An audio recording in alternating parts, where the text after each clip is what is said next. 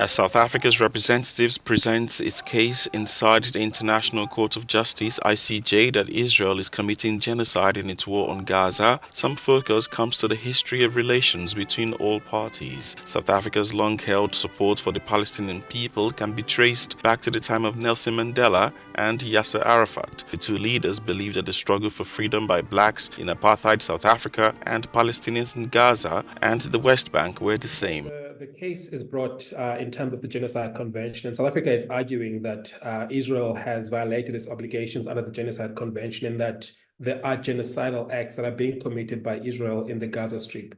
And for South Africa to be able to prove that there are in fact genocidal acts that are being committed, they have to show three things. The one is that they have to show that there are in fact acts of genocide that are being committed, and that includes, killing members of a protected group or causing serious bodily harm and mental harm to members of a protected group, or inflicting conditions of life on a protected group with the purpose of destroying that group.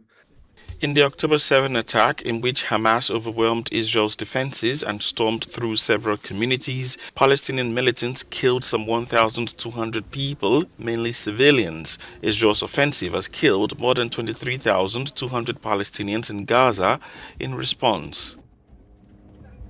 This conflict is happening against the backdrop of an Israel state that many human rights organizations called an apartheid state. We have Amnesty International and Human Rights Watch that have called Israel an apartheid state, which is a crime under international law.